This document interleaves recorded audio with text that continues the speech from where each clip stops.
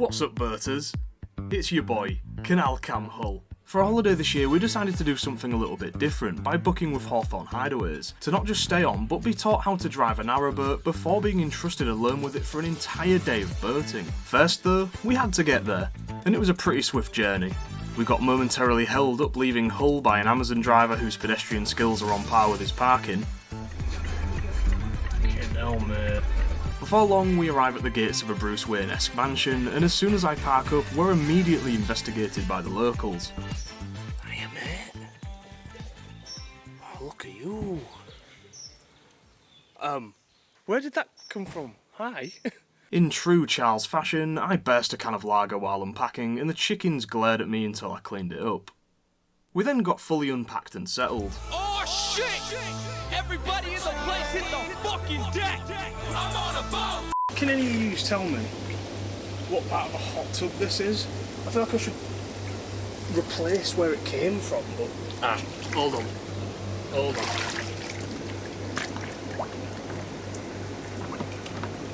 It twisted and locked in. On my way back to the boat, I get extremely startled by a visitor. Hey, you bud. It's fucking huge, isn't he? Like, you can see why they can break a man's arm. It's just the once one, actually. We say goodnight to our regal feathered friend, and I psych myself up for the long day tomorrow. The next day. After having breakfast in front of an expectant audience of hungry chickens, along came the boating instructor. Before anything, we went over the man overboard procedure, which was to stand up. Yeah, it's not that deep. The first mile or so felt very nervy for me. The front end of the boat feels insanely far away from you, and seeing where you're going when you're 5'10" isn't all that easy. Steering is as simple as point the tiller at what you don't want to hit. The speed limit of the canal is 4 miles an hour, which is slow enough to think and plan what to do for what you see ahead, but also fast enough to give you a world-ending panic when what you'd planned to do suddenly starts going a little bit pear-shaped. We bump into our mate from last night, and quite shortly afterwards we arrive at our first lock of the day, where the instructor teaches us how to get through one of them. No, I can feel it rising already, I think.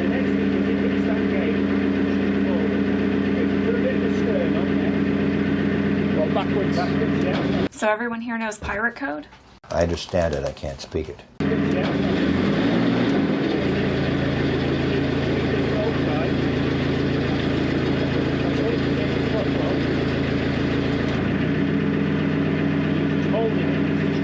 It's a strange feeling trying to hold a 20-ton boat steady with a rope while it slowly rises like a toy in a filling bath, but we get through it with zero drama.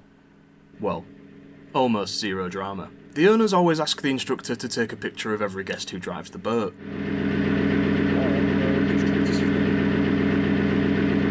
He then coaches me through parking up ahead of the lock, we reset everything, and off he pops, leaving us in charge of the vessel.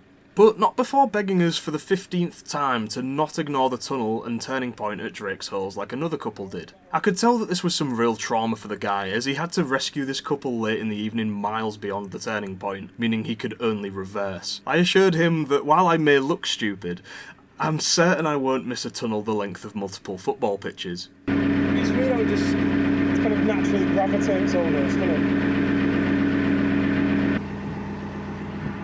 Man just drove a boat through a lock, man. Sorry? Taking the opportunity whilst we're stopped, I decided to spend a couple of moments setting up my spare dashcam. Bluetooth button included. Use code DCH5 off exclamation point on VOFO UK to get yourself 5% off. Right, so we all set, yeah? Alright, cool. I don't know if that is going to stay put or not, but let's see. Fucking hear this.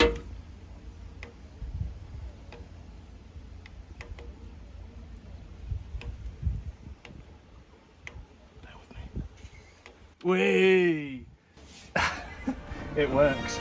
Now, bring me that horizon. What do you mean stop recording? Oh, you dickhead. The very first time I accelerate the boat... yeah. I'll remember some VHB tape next time. Look at me! I am the captain now. My first solo challenge of the day was to make it under a bridge without yeeting the chimney off of the boat, which another couple had previously done before. I want to try and get it as straight as I got it earlier, you know, right in the middle. I mean, I have to, otherwise we're losing the chimney.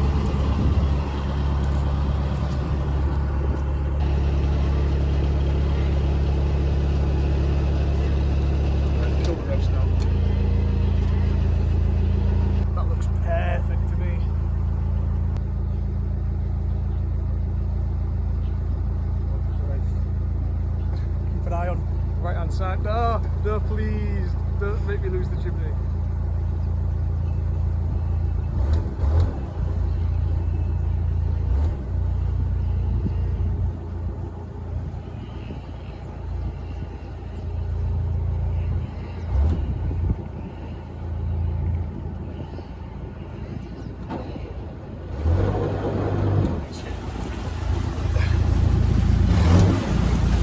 Now, as this is all you can see when you stood by the controls of the boat, it didn't take me long to find a way of making my life a little bit easier.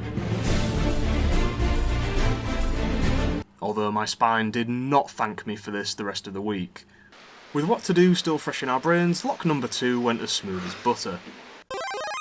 My second challenge of the day came in the form of passing another boat. This is the only footage we have of this, as my partner didn't feel comfortable recording another boat, and as you remember, the dash cam fell. I would have recorded the passing myself, but ensuring I didn't hit someone else's boat was a far bigger priority than content. Thankfully, we encountered them in a very wide part of the canal. I got over as far right as I could, and killed the engine until the other boat had passed me. Slightly further up the canal, my partner berates me for thinking a tree stump was a goose. Hey, I'm concentrating on driving it, alright? Leave it out. Look at this gap finding. Need a little bit more. A little bit more. Perfect, look at that.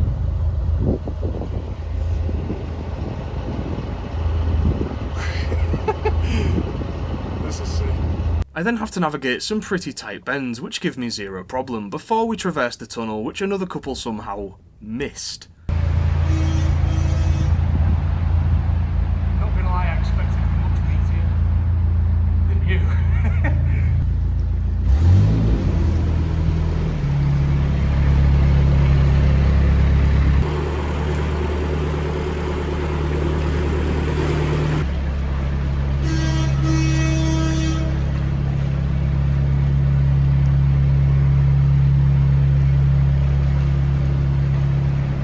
Sounds a little bit meatier in a tunnel.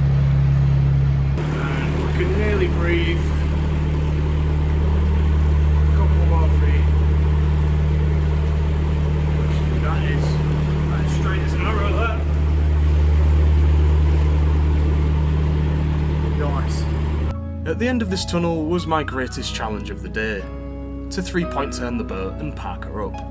This hilariously turned into me forgetting which way to steer for reverse and doing little more than spending 20 minutes going forwards, backwards and side to side, before getting the propeller stuck in the mud on the far side of the bank, requiring the assistance of the barge pole to free us. All while another couple sat at this bench having lunch, staring the whole time in disbelief. I eventually managed to get the back end of the boat within jumping distance of the dock. I didn't think twice about it and leapt to land with a rope, before pulling the boat in by hand, feeling like Spider-Man rescuing a family in the New York River. Only I'm nowhere near as strong, and this practically tore my arms apart. I approached and apologised to the couple who were watching for so rudely interrupting their lunch date, to which they laughed and exclaimed, "Don't worry, it was good entertainment." Yeah, I bet it was. You know, there's nothing quite like attempting to 3-point turn a narrow boat to humble yourself a little bit. Never again will I take for granted how easy driving a car is in comparison to this. But there's also nothing quite like spending an entire day experiencing not just a new mode of transport, but an entirely different way of life. The many hours we spent cruising on this beast in the glorious October sun down the Chesterfield Canal, waving at the many walkers and cyclists overtaking us on the path, provided what felt like an infinite amount of time for self-reflection. The year is drawing to a close, and I've accomplished absolutely nothing of the goals I'd set for myself when this year began. But does that mean I should be disappointed because I weigh just under 17 stone now as opposed to 15? I still lost weight. Does that mean that hitting 10,000 subscribers wasn't special to me despite hoping to hit 50,000 this year? Of course not. One of my goals was to beef up my CV with a driving qualification, but instead I found myself in a bizarre financial legal dispute with a technophobe cat food company. This lot. The wheel shufflers. The wheels, they always Yes, drive. we do, a lot What of do you that. think I meant? Which I won, by the way, and I became Bezies with Ashley Neal simply as a result of reaching out and asking for his help with that. Don't tunnel vision to what's on your 2024 bingo card, but instead embrace and appreciate what you've experienced, the shit you've been through, the victories you didn't expect, and be proud of any and all forms of progress towards what you haven't yet accomplished. With all of this being said, only half of you that watch my videos are subscribed, so please do if you haven't already, as it's you guys who truly hold the fate of this channel in your hands. Without you sat here watching this channel and any future videos probably wouldn't exist. Much love. Oh no, the camera's covered. Look at how clean that is for getting in. Let's just tidy that up. Tidy that up a little bit. I couldn't have got that any straighter if I tried. Or any closer. I'm so proud of that. Operating the first lock didn't go too badly. I made sure we had an emergency signal in case something goes wrong. Oh yeah, we never sorted out a signal. You know, if something's gone wrong and to just stop. Do that.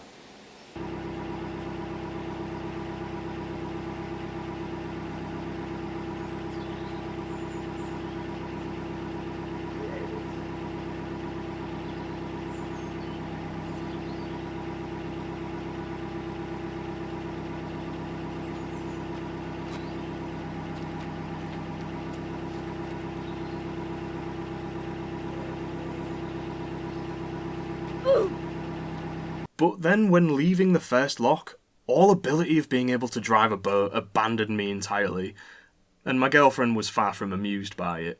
I can't reverse a boat.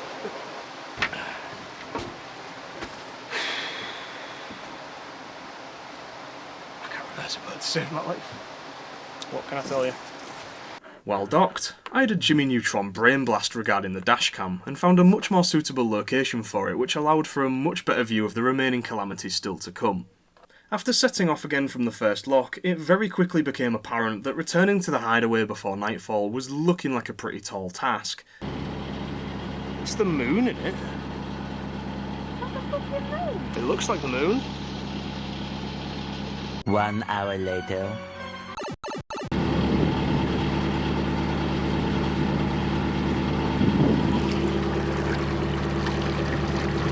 Even though the second lock didn't take us as long as the first one, it was now very dark indeed for the final stretch of canal, and what laid beyond Hawthorne Hideaway was a much tighter parting of trees where I once again had to try and perform a 69-point turn.